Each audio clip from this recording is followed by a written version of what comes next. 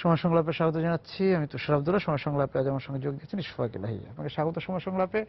আমি প্রেক্ষাপটের জায়গায় যেতে চাই হচ্ছে রোহিঙ্গা ইস্যুতে, যে সেখানে আমরা যদি জানি যে আমাদের এখানে টেকনাফ বা কক্সবাজার ওই অঞ্চলে নাফ নদী ঘিরে যে মিয়ানমার থেকে যারা এসেছেন, ধীরে ধীরে ওখানে পাহাড়গুলো সবুজ পাহাড় ধীরে ধীরে বস্তি নর্দমা যে যাই বলেন তাই পরিণত হলো, এবং পাশাপাশি এর সঙ্গে সঙ্গে অপরাধও প্রবেশ করতে শুরু করলো। এটা তো দীর্ঘদিনের সমস্যা বাংলাদেশের সাথে মায়ানমারের। আসলে আমাদের কোনো কনফ্লিক্টিং কোনো ইস্যু নেই এটা ছাড়া, এবং এটা আজকে প্রায় 3 যুগ হয়ে গেল। ইস্যুটা ক্রমেই দীর্ঘায়িত হচ্ছে। মাঝখানে 80 দশকে একবার হয়েছিল, মনে হচ্ছে যেন তারা এদেরকে ফেরত নিয়ে নিবে, কিন্তু কিছুদিন পরে সেটা প্রোগ্রামটা বন্ধ হলোই। তারপরে অতি সম্প্রতি যে মায়ানমারে যে জাতিগত যে দাঙ্গা হলো, সেই দাঙ্গার পরে তো আরো রিফিউজি এখানে শরণার্থীরা আমরা চলে আসলো, এবং অনেকে এখানে হাজার হাজার বাচ্চা জন্ম হয়েছে, তারা বড় হচ্ছে, তাদের কাছে এইটাই একমাত্র জীবন। এখন এই ক্যাম্পের বাইরেও যেতে পারে না। তারা জানে যে মায়ানমার নদীর ওপারে তাদের বসতবাড়ি, তাদের দেশ, কিন্তু সে দেশে তারা কোনোদিনই যায় নাই বা দেখেনি। অনেকটা ফিলিস্তিনিদের মতো অবস্থা, কিন্তু আমার মনে হয় তার থেকে অনেক অনেক বেশি শোচনীয় এই জন্য যে আর্থিক পরিস্থিতি তাদেরও যেরকম অবস্থা খুব খারাপ, বাংলাদেশের পক্ষেও তাদেরকে সমর্থন সহযোগিতা বা তাদের আর্থিক সাপোর্ট দেওয়ার ক্ষমতা আমাদের স্বাভাবিকভাবেই কম। তো পুরা ইয়েটা বোঝাটা বাংলাদেশ সরকার এবং জাতির উপরে এসে পড়েছে, এবং এর সঙ্গে যেটা গড়ে উঠছে যে জনসংখ্যা, এই ধরনের রিফিউজি ক্যাম্পে কিন্তু সব সময় জনসংখ্যা বৃদ্ধি অনেক হার দেশের জনসংখ্যা বৃদ্ধি থেকে অনেক বেশি থাকে, কারণ তার লেখাপড়ার অভাব, কোথাও যেতে পারছে না, চিকিৎসার অভাব, স্বাস্থ্যসেবা, বিনোদন কিছুই নেই। সুতরাং এদেরকে এই অসহায় পরিস্থিতিতে তাদেরকে খুব সহজে এক্সপ্লয়েট করা যায়, এবং তাদেরকে এই ধরনের আশার বাণী শোনানো খুবই সহজ যে তোমাদের এই দুর্গতির জন্য এই সরকার, মায়ানমার সরকার, বাংলাদেশ সরকার বা আন্তর্জাতিক সম্প্রদায় দায়ী, এবং এখান থেকে কেবলমাত্র যুদ্ধ বা জিহাদের মাধ্যমে আমরা তাদের আবাসভূমিতে ফিরে যেতে পারবো। সুতরাং আমরা লক্ষ্য করেছি যে বিভিন্ন প্রথম দিকে কিছু ইনসার্জেন্সি গ্রুপ, সেটা কিন্তু মায়ানমারের ভিতরেই ছিল যখন মায়ানমারের সামরিক শাসন চলছিল। তো আমাদের একটা আশা ছিল যে গণতন্ত্রের যখন পুনরুদ্ধার হবে এবং বিকাশ হবে, বিশেষ করে আং সান সু চির উপরে আমাদের সমস্ত বাংলাদেশ জাতির একটা বিরাট আমাদের নির্ভর ছিল যে উনি আসলে হয়তো তাদের জাতিগত মর্যাদাটা স্বীকৃতি পাবে এবং এটার একটা সমাধান হবে। কিন্তু অত্যন্ত দুঃখের বিষয় যে একজন নোবেল বিজয়ী হওয়া সত্ত্বেও কিন্তু এই তার নিজের, আমি বলবো যে আভ্যন্তরীণ ভোট ব্যাংকটা রক্ষার জন্য উনিও কিন্তু রোহিঙ্গাদের স্বীকৃতি দিলেন না, এবং যার ফলে এটার যে আশু সমাধান আমরা কিছু দেখতে পাচ্ছি না। এখন এই অবস্থাতে কিন্তু আন্তর্জাতিক যে জঙ্গি সংগঠন বা সন্ত্রাসী গ্রুপগুলো তারা এটা ব্যবহার করতে পারে। এক তো হচ্ছে যে ড্রাগস, স্মল আর্ম, ছোট ক্ষুদ্রাস্ত্র, এগুলো তারা বহন করতে পারে। এসব ক্যাম্পের ভিতরে এগুলো গড়ে উঠতে পারে বিভিন্ন চক্র, এবং সেগুলো আস্তে আস্তে আপনি দেশের মূল জনপদে চলে আসতে পারে, এটা স্বাভাবিক। এবং অলসো যে বিরাট প্রাকৃতিক বিপর্যয় যেটা ঘটছে এখন, তাদেরও তো কথা হচ্ছে তারা তো খেয়ে পরে বাঁচতে হবে। তারা যে গাছ কাটছে, তারা মাটি কাটছে, তারা বিভিন্ন অপরাধে জড়িয়ে পড়ছে, শাস্তি হচ্ছে। তো এগুলো কিন্তু আমাদের জন্য একটা, এটা কেবলমাত্র ওই এলাকার সমস্যা নয়, সমস্ত জাতির সমস্যা এবং ইনফ্যাক্ট আন্তর্জাতিক সমস্যা। বাংলাদেশ অনেকবার চেষ্টা করেছে আন্তর্জাতিক মহলের এটার দৃষ্টি আকর্ষণ করতে, এবং কোনো কোনো ক্ষেত্রে আকর্ষণ হয়েছেও, কিন্তু এর দীর্ঘমেয়াদী সমস্যার জন্য সমাধানের জন্য যে আন্তর্জাতিক যে চাপ মায়ানমারের হওয়া উচিত ছিল সেটা কিন্তু হচ্ছে না। মার্কিন যুক্তরাষ্ট্র এবং চীন, এমনকি ভারত, তারা কিন্তু মায়ানমারের দিকে তাকিয়েছে কিভাবে তাদের এই যে বিপুল সম্পদ, এই যে দেশটার আছে, এটাকে কিভাবে এক্সপ্লয়েট করা যায়, কিভাবে এদের সাথে আরো সহযোগিতা করা যায়, তাদেরকে কোনোভাবেই যেন বিব্রত না করা যায়, এই অবস্থায় আছে। কিন্তু আমাদের জন্য একটা বিরাট সমস্যা এই জন্য যে আভ্যন্তরীণ নিরাপত্তার ক্ষেত্রে এবং সীমান্ত এলাকায় যে আমাদের যে পরিবেশটা থাকা উচিত সেটার জন্য এই রোহিঙ্গা একটা সমস্যার আশু সমাধান হওয়া উচিত। যেটা আমরা দেখেছি যে আমাদের জনগোষ্ঠীর সাথে তারা মিশে যাচ্ছে, এবং আমরা দেখেছি যে পাসপোর্ট ব্যবহার করে, পাসপোর্টে মানুষের নাগরিকত্ব ব্যবহার করে তারা দেশের বাইরেও চলে গিয়েছে। বাইরে চলে যাচ্ছে, সেখানে বাংলাদেশী হিসেবে পরিচয় দিয়ে তারা হয়তো আন্তর্জাতিক নানান ধরনের অপরাধ চক্রের সাথে জড়িয়ে ফেলার ফলে হয়তো বাংলাদেশের যে ভাবমূর্তির উপর একটা প্রভাব পড়তে পারে, সেটার সম্ভাবনা যথেষ্ট আছে।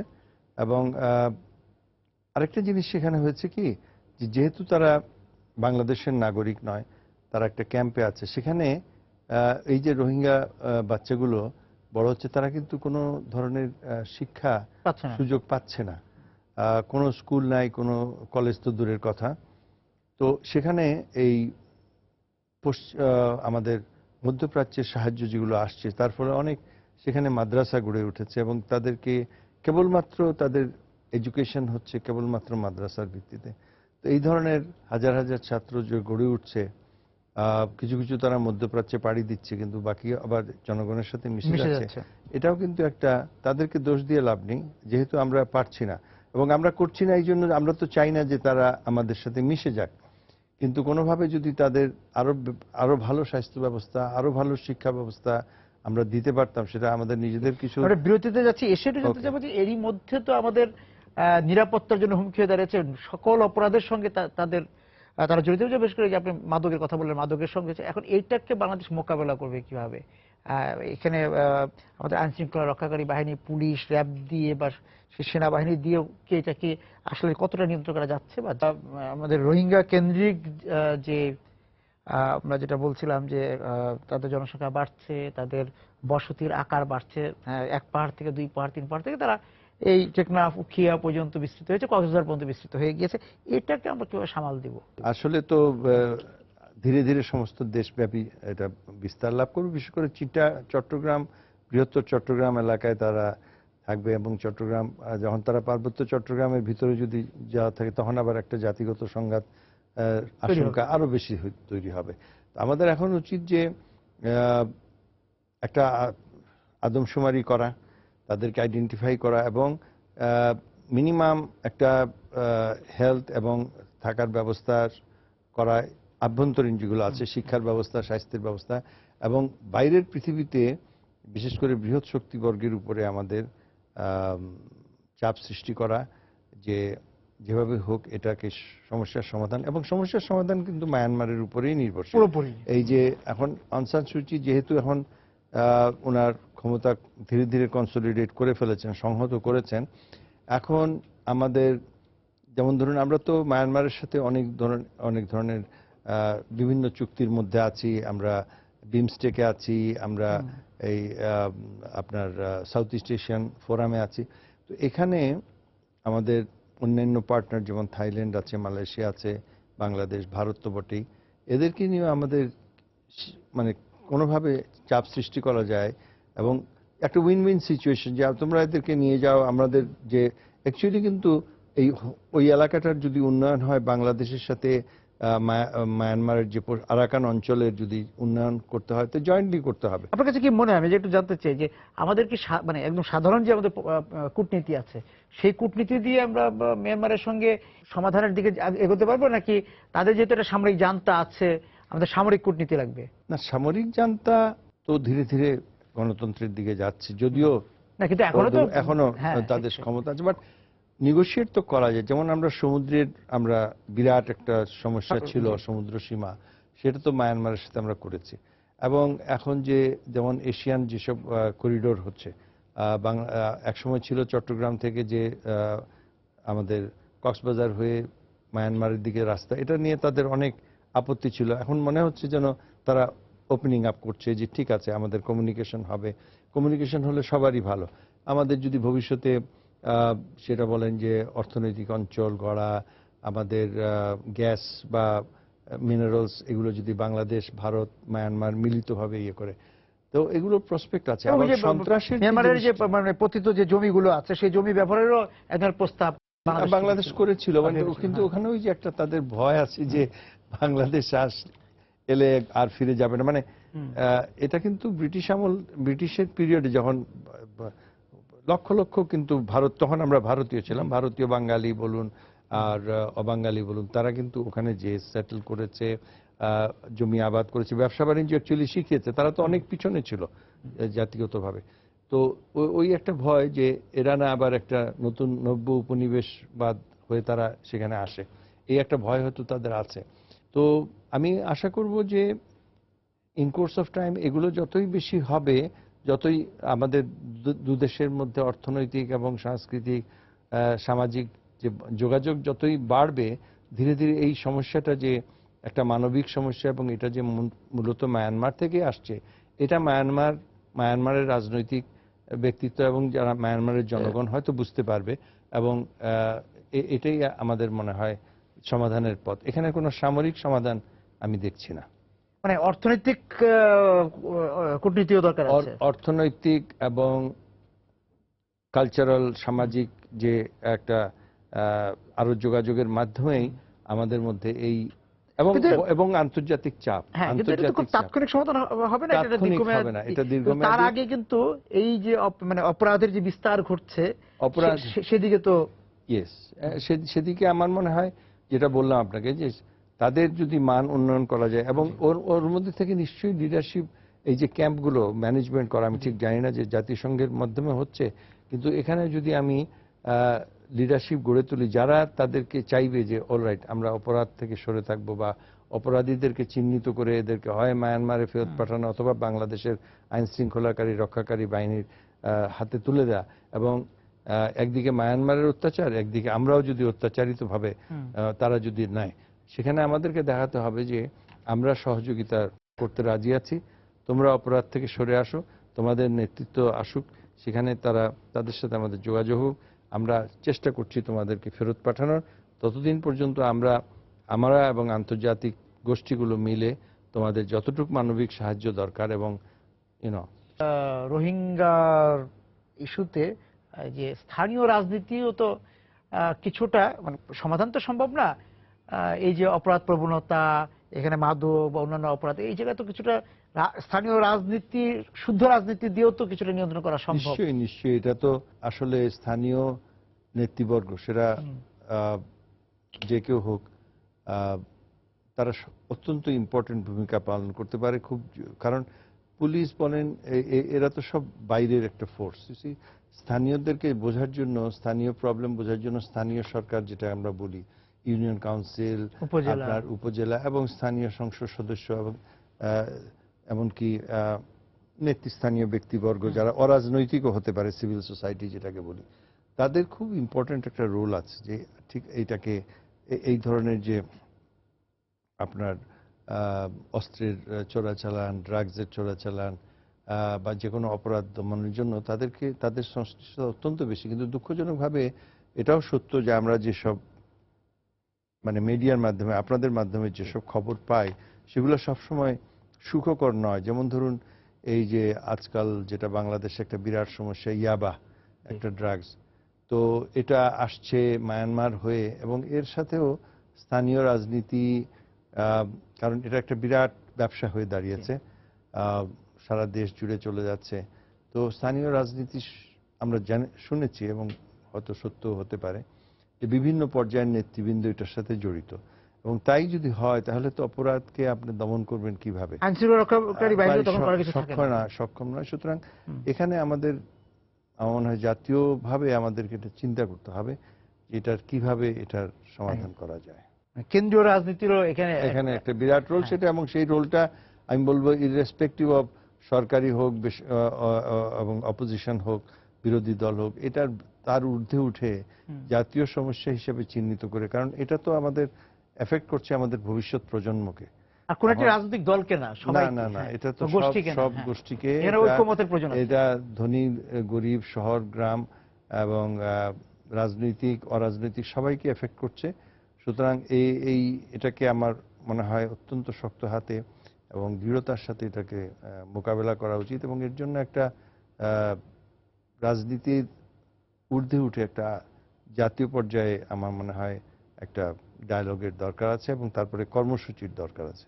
মানে আমরা মিয়ানমারের সাথে, চীনের সাথে বা অন্যান্য যে আপনি বলছেন আন্তর্জাতিক চাপ, সেইখানে যাওয়ার আগে নিজেদের আসলে বোঝাপড়া দরকার আছে। হ্যাঁ, তা তো বটেই। যে কোনো ন্যাশনাল, আমরা যখনই এটা পররাষ্ট্রনীতি হোক, আমাদের অর্থনীতি হোক, এর মধ্যে আপনার মতপার্থক্য থাকতে পারে, কিন্তু যে আমরা কোথায় পৌঁছতে চাই, দেশটাকে আজকে থেকে 10 বছর, 15 বছর, 20 বছর পরে বাংলাদেশ কোথায় নিয়ে যেতে চাই, এ ব্যাপারে কিন্তু একটা জাতীয় ঐক্যমত্য অত্যন্ত জরুরি।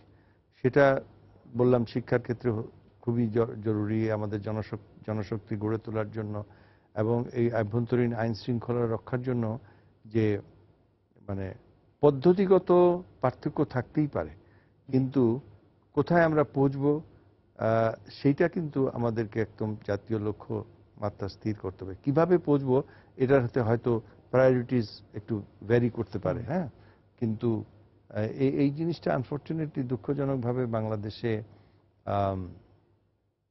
অনেক সময় আমরা দেখি না, যে এই ঐকমত্যটা আমরা দেখি না, যার ফলে আমরা কিন্তু খুব শর্ট টার্ম গোলের জন্য। তারই প্রভাব তো আমরা মানে অভ্যন্তরীণ নিরাপত্তার ক্ষেত্রেও তো আমরা দেখতে পাচ্ছি নাকি? আমরা ফায়ার ব্রিগেডের মতো ইমিডিয়েটলি একটা রেসপন্ড করতে চাই, কিন্তু এটার যে একটা long term planning, long term effect, সেখানে আমরা হয়তো এগোচ্ছি, কিন্তু এগুলো বিচ্ছিন্নভাবে, এগুলোর যে একটা ন্যাশনাল কমিটমেন্ট যেটা বলে জাতীয়, মানে এর সঙ্গে আন্তর্জাতিক সম্পর্কটা কিছু আপনি যোগ করেন। হ্যাঁ, আমরা বারবার বলছি foreign investment, foreign investment. Foreign investment আসছে না, তার একটা বিরাট কারণ হচ্ছে দীর্ঘমেয়াদী রাজনৈতিক ভবিষ্যৎ। আমি আমার টাকা, আমি যদি একজন ইউরোপিয়ান হই বা আমেরিকান হই, জাপানিজ হই, আমি এখানে $1 মিলিয়ন করব, ইনভেস্ট করব, 20 বছর পরে কি হবে, হ্যাঁ। তো এই দীর্ঘমেয়াদী রাজনৈতিক যদি একটা স্থিতিশীলতা না থাকে, এবং এই যে আইন শৃঙ্খলার যেসব ঘটনা আমরা এখনো হয়তো বলছি বিচ্ছিন্ন, 16 কোটি লোকের দেশে এগুলো হতেই পারে, কিন্তু একজন বিদেশির চোখে কিন্তু, বিশেষ করে যখন এগুলো বিদেশি মিডিয়ামে আসে, তখন তার জন্য এটা একটা চিন্তার বিষয়, কারণ তার তো অনেক অপশন আছে। বাংলাদেশে কাউকে যে ইনভেস্ট করতে হবে এমন কথা তো নয়। সে ভিয়েতনামে ইনভেস্ট করতে পারে, সে আফ্রিকার নতুন দেশগুলোতে ইনভেস্ট করতে পারে, সে ভারতে ইনভেস্ট করতে পারে, এমনকি খুদ চীনেও পৃথিবীর সব থেকে বেশি ইনভেস্টমেন্ট কিন্তু চীনেই হচ্ছে, বৈদেশিক ইনভেস্টমেন্ট। তো আমি যখন বাংলাদেশকে প্রজেক্ট করব, তো বাংলাদেশকে সব দিক দিয়ে আমাকে ভালোভাবে প্রজেক্ট করতে হবে, যে এটাই একমাত্র, কেবল সস্তা শ্রম দিয়ে কিন্তু কোনোদিনই আপনার ইনভেস্টমেন্ট হবে না। আন্তর্জাতিক মহলে বাংলাদেশের যে ইমেজ এতদিন ধরে আছে, যে একটা মুসলিম মেজরিটি, মুসলমান সংখ্যাধিক্য, কিন্তু একটা মধ্যপন্থী গণতান্ত্রিক যে একটা আবহ এখানে আছে, সহনশীল আবহ, সেটা যদি থ্রেট মানে হয়, একটা সংকটের মুখে পড়ে, তাহলে সেটা আন্তর্জাতিক মহলের কাছে নিশ্চয়ই একটা দুশ্চিন্তার বিষয়। তো সেটাই বোধহয় প্রকাশ পাচ্ছে তাদের বারবার এখানে আসার। তবে সুখের বিষয় যে আমাদের সরকারও কিন্তু খুব পজিটিভলি এগুলোর মোকাবেলা করছেন, ইন দ্য সেন্স দ্যাট আমরা কিন্তু বলছি না যে না তোমাদের সহযোগিতা দরকার নেই, অ্যাকচুয়ালি আমরা সকলের সহযোগিতা চাই। সেটা হয় রিজিয়নালি হতে পারে, বাংলাদেশ, ভারত, মায়ানমার, পাকিস্তান, নেপাল নিয়ে, আবার বৃহত্তর পরিমণ্ডলে হতে পারে, এবং সেখানে মার্কিন যুক্তরাষ্ট্র বা পশ্চিমা ইউরোপ, তারা তো আমাদের সাথে জড়িত এই বিষয়ে। বলতে চাই, আপনি আন্তর্জাতিক বিষয় এবং অভ্যন্তরীণ নিরাপত্তা বিষয় বলেছেন। আমাদের পুলিশ বিভাগ থেকে বলা হচ্ছে, পুলিশের একজন ঊর্ধ্বতন কর্মকর্তা বলেছেন যে কয়েকদিন পর পুলিশ বাড়ি বাড়ি যে জিজ্ঞেস করবে সবাইকে কেমন আছেন। এই বিষয়টাকে আপনি দেখতে যে এর মাধ্যমে আপনি কতটা জি না, এটা যদি উনি বলেছেন ভালো কথা, যে আউটরিচ প্রোগ্রাম যেটাকে আমরা বলি, যে পুলিশ তো মানুষের বন্ধু, এবং একজন থানার যে ভারপ্রাপ্ত কর্মকর্তা, তার একটা উচিত, এবং অ্যাকচুয়ালি আগে অতীতে ছিল যখন জনসংখ্যা আরো কম ছিল, প্রত্যেকটা লোককে চেনা, এবং এখনো হয়তো মফস্বলে তা হয়, যে মানুষকে চেনা, তার চরিত্র, তার বন্ধু বান্ধব কি চলছে, এবং এলাকায় নতুন কে এলো, হঠাৎ কে চলে গেল, দিস আর খুব ইম্পর্টেন্ট, কিন্তু খুব ইম্পর্টেন্ট। এবং মানুষের সাথে যোগাযোগ একসময় ঢাকায় শুরু হয়েছিল, এখন আবার দেখছি না এই গুলশান থানা বা ধানমন্ডি থানা, এগুলোতে থানায় একটা সমাবেশ করা বা কোনো একটা অডিটোরিয়ামে মত বিনিময়, আপনারা কি ভাবছেন, আমরা কি ভাবছি, খুবই এটা ইম্পর্টেন্ট।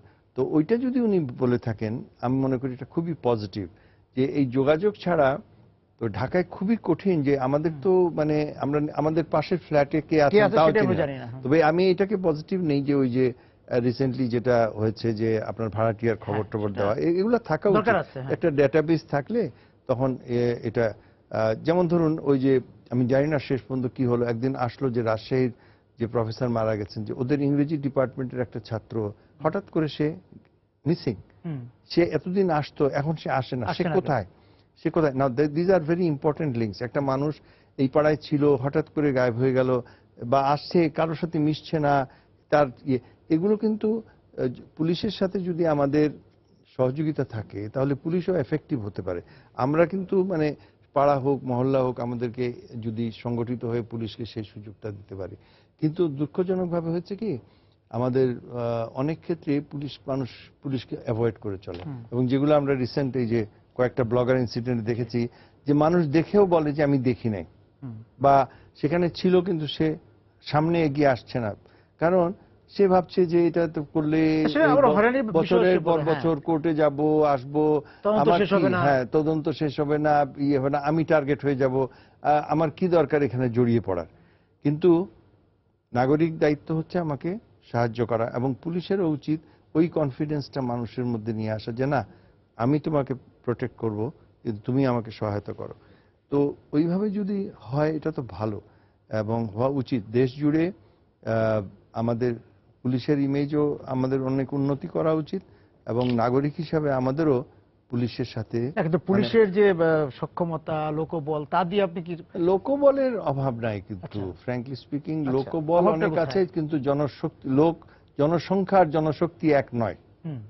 আপনি এই সামনে যান না, মানে এক একটা মোড়ে হ্যাঁ, জনসংখ্যার জনশক্তি এক না, এক সেটা ঠিক একটা আছে। মোড়ে 7 জন 8 জন করে পুলিশ দাঁড়িয়ে আছে, ট্রাফিক পুলিশ দাঁড়িয়ে ট্রাফিক আছে। পুলিশ দাঁড়িয়ে আছে, অথচ কোনো কন্ট্রোল নাই। হুম। অথচ আপনি সিঙ্গাপুরে যান, একটা পুলিশ কোনোদিন নাই। চোখে পড়বে না, কোনোদিন চোখে পড়বে না, কিন্তু আপনি ভায়োলেট করছেন উইদিন যে 30 দেশটা সেকেন্ড। নিয়ে আমরা আলোচনা করছিলাম, হ্যাঁ। মিয়ানমার, সেখানেও পুলিশ চোখে পড়ে না। মিয়ানমারে আনফরচুনেটলি আমি যাই হ্যাঁ, নাই, কিন্তু আমি গিয়ে বাট দেখলাম- আপনার পাশে বাংলাদেশের বাঙালি কলকাতায় যান, হ্যাঁ, সেখানেও দেখেছি যে দেখেন এখনো ওই ব্রিটিশ আমলের ড্রেস ট্রাফিক পরা, ট্রাফিক সাদা ড্রেস নিয়ন্ত্রণ পরা হচ্ছে, কিন্তু পুলিশ। কোনো হ্যাঁ, পুলিশ আমি খুঁজে পুলিশ পাচ্ছি না। অনেক কম, এবং ওই যেটা হাত দিয়ে উঠাচ্ছে থেকে তাকে শুনতেছে, তাকে কথা হচ্ছে কথা যে শুনছে। পদ্ধতির সুতরাং প্রতি শ্রদ্ধা। আমাদের সংখ্যা অনেক কিন্তু শক্তি কম, মানে হ্যাঁ। দক্ষতার অভাব। দক্ষতার অভাব, মানুষেরও আইনের প্রতি যে শ্রদ্ধাশীল শ্রদ্ধা থাকা হওয়া উচিত, সেটা অত্যন্ত কারণ কি করবেন দুঃখজনক। আমরা যে সবাই ভিআইপি,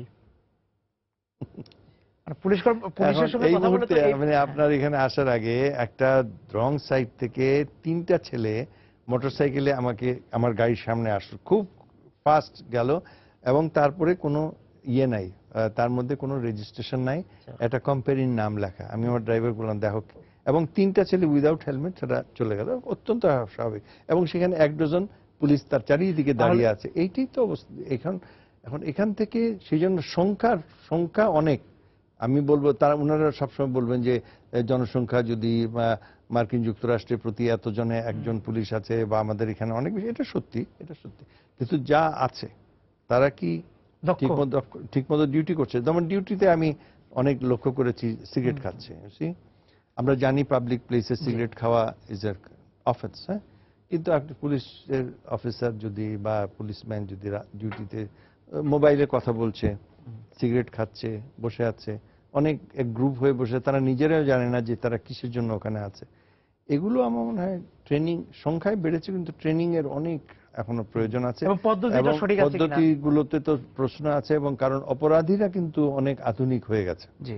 অপরাধ যেটা সেটা আধুনিক হয়ে গেছে, কিন্তু আমরা যদি এখনো আমাদের নিরাপত্তা বাহিনী কতটা আধুনিক হলো? হ্যাঁ, আধুনিক হয়তো ইভেন হয়তো কিছু মানে আপনার মনে করেন ইকুইপমেন্টও হয়তো আনা হয়েছে, যন্ত্রপাতি আনা হয়েছে, কিন্তু সেগুলোর ব্যবহার এবং সেগুলো মনিটরিং করা, ইয়ে করা, এখানে অনেক গ্যাপ আমার মনে হয় আছে, যার জন্যই অনেক ক্ষেত্রেই অপরাধী ধরা পড়ছে না। আপনি একটা ভালো কথা বলেছেন যে এখানে জনসংখ্যার আনুপাতিক হিসাবটা মূল ব্যাপার না, যা আছে তা কতটা। যেমন ধরুন আমি পুলিশ পরিবারে আমার জন্ম, আমার বাবা পুলিশে ছিলেন, পুলিশেরও নিচে আগে চৌকিদার ছিল, দফাদার ছিল, তারা গ্রাম পর্যায়ে কিন্তু তারাই আইনকে মানে আইনের রক্ষক ছিল, সাংঘাতিক। হ্যাঁ, তো তাদের কোনো অস্ত্র ছিল না, এবং পুলিশেরও অস্ত্র কিন্তু দ্যাটস ওয়াই আর্ম পুলিশ আর আনআর্ম পুলিশ, বেসিক্যালি পুলিশ অস্ত্র ছাড়া, আর্ম পুলিশ হচ্ছে যে অস্ত্র সহ। কিন্তু আজকে এখন আপনি লেটেস্ট চাইনিজ রাইফেলস দিচ্ছেন, মানে সবার কাছে হেভিলি আর্মড, হ্যাঁ, কিন্তু রেসপেক্ট, ওই যে জনগণের যদি রেসপেক্ট মানে না আর্ম থাকে পুলিশ আইনের ব্যাটালিয়ন প্রতি, আর পুলিশের মধ্যে এখন কোনো তফাৎ? এখন মূল জিনিসটাই হচ্ছে আইনের প্রতি শ্রদ্ধা, এবং আইন যে শ্রদ্ধাশীল হবে না তাকে শাস্তিতে আনা। এখানে খালি পুলিশই নয়, আবার ওই বিচার ব্যবস্থার মানে, হোল জিনিসটা হ্যাঁ। আছে, প্রসেসটাও যে এত বেশি স্লো এবং এত বেশি ইনফ্লুয়েন্সড সবকিছু মিলে ঐক্যবদ্ধ এবং সমন্বয়ের কথা চলে আসে। সমন্বয় এবং এ ব্যাপারে মানে একটা রাজনৈতিক বিরাট ঐকমত্যের প্রয়োজন আছে। ঐকমত্য এবং দৃঢ়ভাবে রাজনৈতিক এটা। আপনাকে অনেক ধন্যবাদ আজকে আমাদের সঙ্গে যোগ দেওয়ার জন্য। দর্শক যারা ছিলেন আজকে সময় সংলাপের সঙ্গে আলোচনা, আপনাদেরকে ধন্যবাদ জেনে শেষ করছি। আজকের সময় সংলাপ দেখাবে আগামী দিন। সবাই সুন্দর থাকুন, নিরাপদে থাকুন।